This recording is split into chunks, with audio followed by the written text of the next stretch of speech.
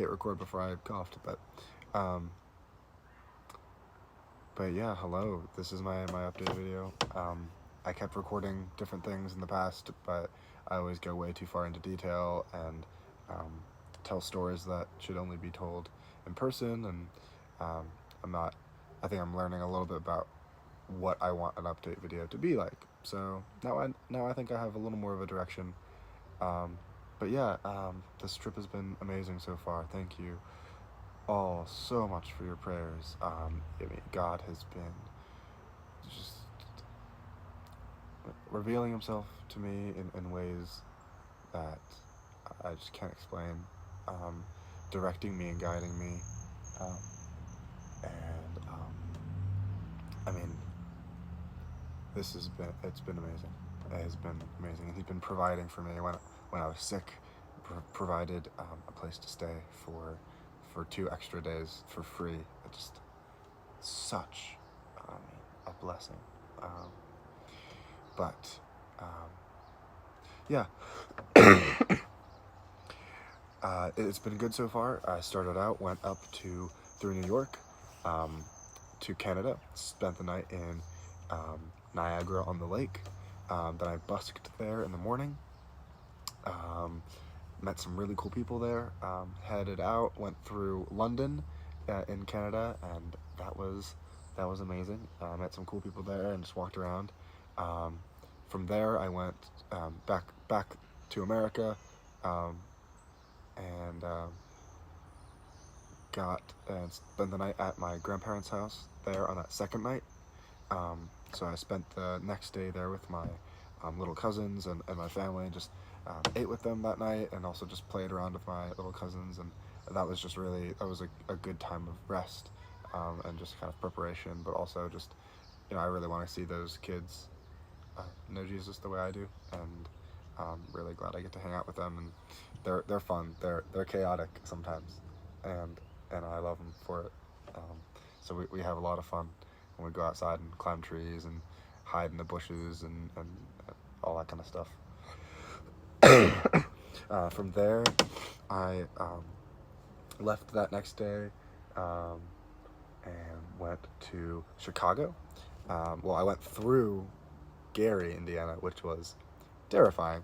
One of two terrifying experiences so far. Gary, definitely terrifying. Um, Enough said. Just not a place I would want to stay for any amount of time. Very terrifying. Then I made my way to Chicago, which, in light of Gary, was a breath of fresh air, which is kind of ironic. But everyone hyped up Chicago to be um, a place where I was going to lose my life that night, and I ended up prevailing, and against all the odds, had a great night, met some really cool people, um, played some music, and moved on. Spent the night in Wisconsin, um, and that was fun. As soon as I went into Wisconsin, it was a homey state. I liked it a lot, um, and yeah, it was just really nice. From there, I went to Madison the next day, and just walked around. And I was feeling a little bit off that day, um, and I went to go busk.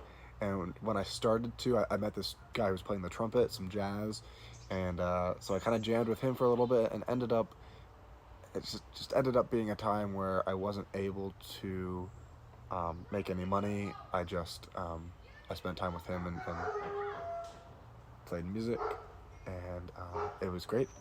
Um, and got to share the gospel with him, and then talked to some Mormons that came in like vultures and scooped us up.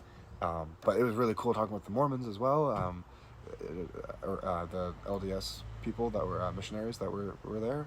Um, Really interesting talking with them, and God taught me some things through that conversation, and um, would love to learn more about all of that. But so that was a lot of fun, just talking with them, and then from there I went back to my car, and I said, "Oh no, I think I'm sick," and sat in my car and kind of freaked out because I'm like, I don't know where I'm going. I'm sick. I don't want to spend the night in my car being sick, and so my mom um, in the nick of time, sent me this random Airbnb that was an hour away.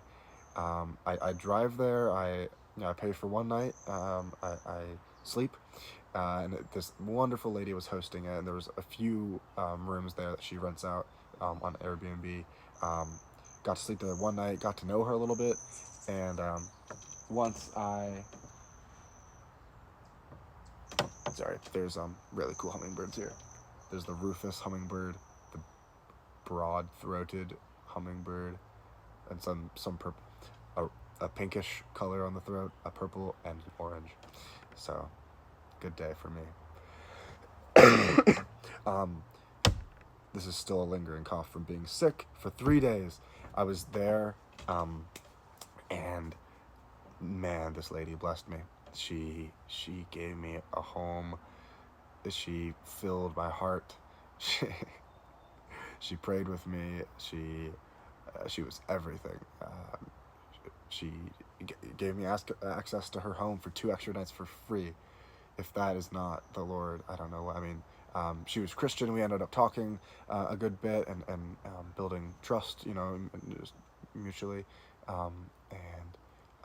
It was great. She was like my Christian grandma that got to meet, and that I'll meet again someday, whether here or the next in heaven. But so yeah, that was great. Then from there I went to on the last day that I was feeling sick. I was still kind of feeling sick. Went to Iowa, where I spent time with some family there. That was really nice. Spent the night there. Talked with them in the morning. They're Orthodox Christians, so I got to ask them some questions about Orthodoxy and some of their practices and some of their beliefs, and it was just great to learn more, and also just meet family that I haven't quite met as a cognizant adult yet. So that was a lot of fun to get to know them more for myself this time. So really great people. So they were in Iowa. I left, went through Nebraska, went to Colorado, spent the night there, went into Denver. Denver was tough. Just kind of I don't know, just like a dark. It felt a little. Yeah, I mean, hey, ask me about it when you see me sometime. Went from there to Aspen, and man, those Rockies, the mountains there's something else, something you don't see much in Pennsylvania. I still love Appalachia. I still love my Virginia mountains, but these ones are pretty cool too. Lots of wildlife changing, lots of scenery changing, lots of trees. All these aspen trees around me are just so beautiful, and wildflowers, wildlife.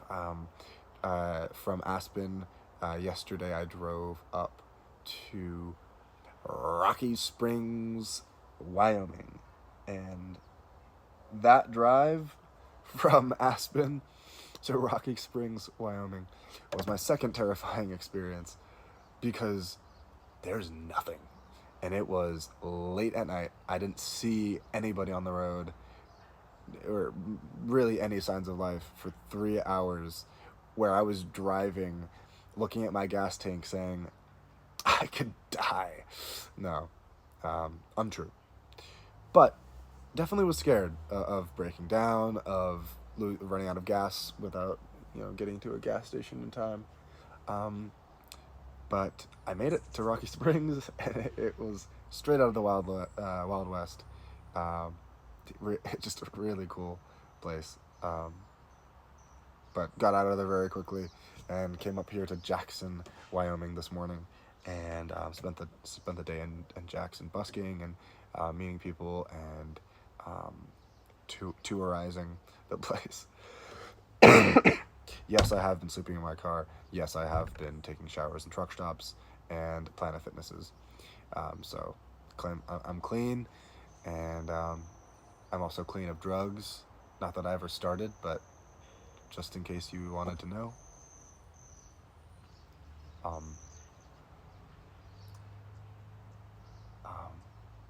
yeah, okay, so that's my trip. This is already too long of a video. I really just want to talk with people face to face and be able to tell them all my stories, because they all come out at different times, but lots of amazing interactions with people. Times I've got to pray over people, times I've gotten to just sit and listen, times I've gotten to share my testimony and the gospel with people too, sometimes. And as much as I am so incredibly happy at different points throughout this trip to have been able to um, evangelize or share, whatever, whatever that outreach mission, whatever, you know, I've been happy to do that. But even more so, I've been learning so much about discernment, um, learning about just things about God's direction in my life where I don't think I could learn it without doing something radical like this. He has been.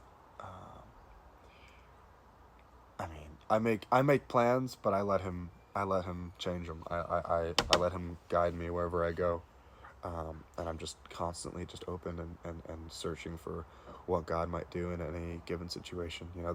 There's times where um, I hear this voice, um, the whisper, God's voice, and he just says like, hey, do this, or talk to this person, or whatever it is, or just sit down for an hour and just like cut out an hour to sit and be in the city square, or whatever it looks like. Um, and those moments, it's just, that's where God meets me, and that's where he prepares my heart. And I think so much of this trip has been not only me opening my heart to his will, but also just like learning how to prepare my heart, um, just prepare my soul as well to do the mission work or whatever. Being able to look at spending time in nature, which I love and adore, as not only something I get to enjoy, but something that is going to benefit my ministry, of it's enriching my soul and preparing me for those moments where I get to sit with people and have that peace, from having just been in nature or having just chased down a bird for a mile, or whatever it looks like. I get to sit down, and just spend time with the Lord. And it's been, I don't know, I feel like I'll be journaling and thinking about what the Lord's been teaching me for months after this, and it's going to be an ongoing perfecting and changing thing. But yeah, hopefully I'll be doing more updates, even after this, just talking about what God has been cultivating in me, and maybe um, showing me and how it might benefit any of you. I know not everyone has the opportunity to just hop in their car and go, because we have stuff to do. We have jobs, we have careers, we have families. Um, but God will meet us anywhere. He won't just meet us in the car on an 8 hour drive to Colorado, but he'll meet us in our commute to work in the morning, or our quiet time before we go to bed with our significant other, or um, while we eat food together as a family, or a 20-minute walk around our neighborhood. He desires to spend time with us, and it doesn't need to be something radical. It can be in our everyday, and I'm so excited to be learning this, and to know that I can do this out here. I can do this in Lynchburg at college or in Lancaster, and I'm just so excited to see what the Lord is going to do in my heart, and through me, and hopefully I can lead other people to do the same, because that what I've been, yeah, just I'm so grateful. But thank you all for praying. It works. There's power in that. Continue to be praying for me, not only for encounters with people, because um, I desire, I want that. I want to meet more people, and I want to have opportunities to do that, and uh, but also just that He would continue to lead me on His path, and that I would have ears to listen, because there's already been a few times in this trip that I've been like, ah, man, I wish I could have done this differently, or this or that, but um, this wise man I met this morning in Jackson, who is a traveling busker, as I am as well, a hitchhiking busker, unlike me, who he was also Christian. He said that, there's so many choices, and he said this a little more colorfully than I'll repeat, but that there's not one decision that we make that God's gonna say, all right, well, you screwed it all up. You're going down the wrong path now. He doesn't do that. He uses our decisions, and he uses our happiness sometimes, even like the delights that He puts in our heart. What makes us happy, what makes us delighted. I love traveling. I love making music with my cello. He uses that, and he uses the decisions we make to glorify Him. Obviously we can make bad decisions. I'm going way too far into things. Talk about it when I see you guys. Thank you so much for praying. Go follow me on Instagram if you want to follow along more regularly. I will try to be making more of these, but thank you for praying. All right, I will go. Yeah, I'm staying at a Lancaster Street Preacher's son's house here in Jackson, Wyoming, and their hospitality has been amazing. They are really, really cool people. He's the fire chief here in Jackson Hole, which is, this guy, top notch. He's a upstanding fellow, but really, really welcoming, and really thankful that I get to be making connections like this all across the U.S. and hopefully cultivating that for years to come. And just so thankful for what the Lord has been doing. But that is enough of my rambling. Thank you guys so much. I love you all. I'll put some more ways to pray after this. All right, bye.